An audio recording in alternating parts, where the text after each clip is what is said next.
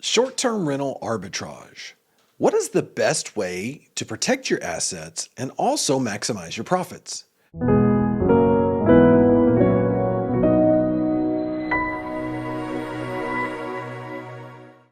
Hi, I'm Jeff Hampton with STR Law Guys. Today I want to talk about short-term rental arbitrage. Now, listen, if you're new to short-term rentals and maybe you don't have quite the resources to jump right into a property, one of the most popular ways that people jump into the short-term rental space is to begin to do arbitrage. Now, let me explain what that generally means. It's a pretty popular strategy that's used where essentially, let's say you have an owner of a short-term rental over here, right? Here they are, the owner. Here you are over here. Well, instead of you having the property, here you agree to actually do a lease. You lease the property like a long-term rental from that owner. Then you turn around and sublease to other people, other short-term rental stays, let's say on Airbnb and VRBO. So let's say hypothetically you were to rent this property as a long-term rental for $3,000 a month, but you know that it can rent out. Maybe you do some AirDNA or STR insights analysis through the data tools, and you find out, hey, this thing could rent out for at least $5,000 a month or more. So now if you do, let's say you end up doing a long-term lease for $2,000 with the owner, but yet you can make $5,000 or more, you're going to make a $3,000 net profit. Very exciting way to be able to generate some quick profits. You can then use that to literally parlay that into being able to save up a nice nest egg and buy your own properties if you choose to do that. Now, there are big benefits to it. You don't have to pay the property taxes. You don't have to carry a lot of the ownership, the owner's concerns when you're doing rental arbitrage. There are some downsides to it. The downside is that quite frequently you end up having a lot of regulations that limit your ability to do that. So it's really important. It's more important to know where you can do it, and that's where you start with that strategy. But today I want to talk to you for some specific reasons here related to how do you protect yourself? Is there some liability that could go along with rental arbitrage? And so one of the things we do find is the sublease that you have. Let's say you've got the owner over here. You do a lease with that owner and you sublease it out to individual stays on Airbnb and VRBO. That actually creates what's known as privity of contract with your guests. As a result of that, that means you need protection. That means it's possible that these guests through Airbnb and VRBO could end up suing you at some point for some type of either premises liability event or something related to the management of that property. So because of that, you need to come up with a comprehensive structure, but you want it to also make sure and cover your tax concerns as well. So what can you do about this? Well, the answer to both the tax concern as well as the protection aspect of this is an LLC, a limited liability company. So the way that you do this is you would want to set up an LLC for your ownership, or I should say this, for your lease with the owner. Okay. Now you can do this one of two ways. Number one, the preferable way to do it is to set up an LLC. Let's say you have the owner over here, right? You set up your LLC and do a direct lease with the owner. And that way you're in a lease with the ownership and you're able to sublease out through the LLC with everyone else in Airbnb or VRBO through your bookings, okay? The problem is many owners will not agree to that. Sometimes they'll come back to you and say, no, I don't want to do this through an LLC. I'm afraid you're going to skip out on what is owed through the long-term rental. Well, there is a way around that. You can actually lease it in your own personal name with the ownership and then turn back around and actually set up an LLC, lease. You do a sublease from you back into that LLC, and then the LLC over here then does a lease, a sublease out to individual stays. Now, the way that works is that benefits you because now the thing you're trying to do is separate your personal liability from your business liability in this situation. And if anything were to happen in this particular, Airbnb or VRBO stay, you want to know that they're going to be able to actually come after the LLC and not after you personally. Okay, so it's really important to understand that. That provides both asset protection and it also allows you to be able to make some considerations related to taxes. Now, generally speaking, LLCs are taxed in one of three ways. You could look at it basically as either a disregarded entity, which means it flows through to your personal tax return. But number two, it could be taxed as a partnership, which there you could be talking about maybe you have a couple of multi-members, a part of that LLC, maybe you have another partner that's involved. Number three, you could also be talking about an S-corp or C-corp treatment, where you're being taxed more as a corporate entity.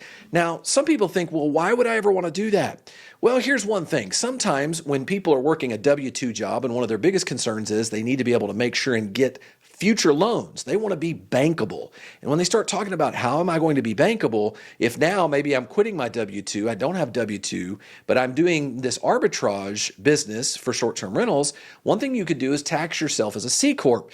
If you make that tax election, yes, you will pay more in self-employment tax, but now when you pay yourself through that LLC, it will actually be treated as a W-2. So banks really like to see that W-2.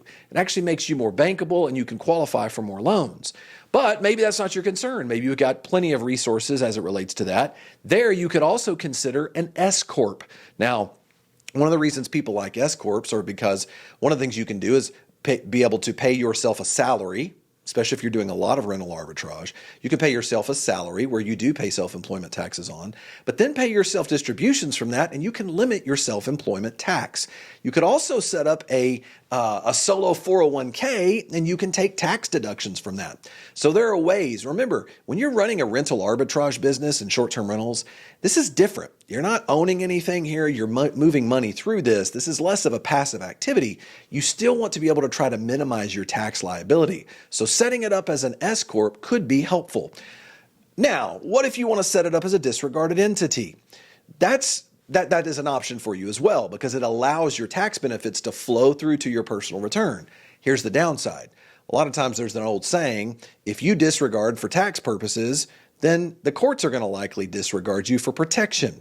So when you set up a disregarded entity, if you're going to do it this way, you need to make sure you have a comprehensive asset protection structure that you're tying in the remainder of your assets to in order to protect you in the event that you're sued. Okay, so these are a couple of ways to think about how you could set up your rental arbitrage business with short-term rentals. Now, what if you're doing a lot of arbitrage? Here's a question that's brought up to me as they say, well, look, Jeff, what if I'm going to be doing multiple units? Literally dozens of units. Well, here's one of the things to consider. Do you need more than one LLC? Or can you do all of your rental arbitrage business through a single LLC? Well, be careful, because when you group all of these together, one thing I know about this is not all of these rental arbitrage deals are created equal. You might have one that is a very profitable property, right? One that's working really well, that you feel very comfortable with. And if you mix that activity in that LLC with a dog property, one that you're dealing with, and now all of a sudden you're running into some problems, you've got a long-term lease, you've got to cover that. What are you going to do on that end? Well, in that situation, profitable properties should ideally be separated from other properties that maybe there's some concern about, because otherwise what will happen is you will have to use resources from profitable properties to cover the difference on other properties. So I don't tell people that you have to set up a new LLC for every single rental arbitrage deal, but the reality of it is it is important when you start talking about large numbers of arbitrage business work that you're doing, be aware of that and understand if you group it all together, you rise or fall all in one. Okay, so it's important to understand that. Finally, the last question that people ask me when it comes to rental arbitrage with short-term rentals, they say, Jeff, what if I'm doing rental arbitrage, but now I've saved up enough money and I'm buying my own short-term rental investments? Maybe now I've got my own purchase that I have and I'm setting it up and I'm doing it with my own ownership. Should I put that into my rental arbitrage LLC? Absolutely not. Remember, you do not want to group property that you own with your rental arbitrage LLC. Think if you did that. If you take the property you own and you group it in with the rental arbitrage LLC, now you make all of that vulnerable in the event that your property is sued down here. So the property is really your highest risk asset. If you purchased a short-term rental, if you group it all in one LLC, that's the worst case scenario. You want to segregate each property, segregate business activity. We like to call it single purpose LLCs. We separate those out so that one doesn't affect the other, okay? And in fact, I will tell you this. When you start graduating yourself up to a point where you're not only doing rental arbitrage or co-hosting, but you're now also purchasing short-term rentals, it's really important that you come and put together a comprehensive asset protection strategy that allows yourself to protect those properties and segregate your rental arbitrage business work from that, okay? And really, I encourage you, go back and look at some of my videos. We cover a couple of different ways to do that. There's a Wyoming LLC approach. There's also an Arizona limited partnership approach. You can really begin to level up your asset protection. And people say, when do I know if I need to level up? Well, the reality of it is the more of your net worth you continue to put in to short-term rentals and other high-risk real estate investments, the more you need to layer up your asset protection strategies. Now, listen, I hope this video was helpful to you. I want to also give you a free ebook, 5 strategies to protect your short-term rentals and give you peace of mind. Now, listen, if you click down into the link below, we'll be happy to send that over to you. Just put your email address in there and we'll get it over to you. And thanks again for joining us here today. I look forward to seeing you on our next video. Thanks.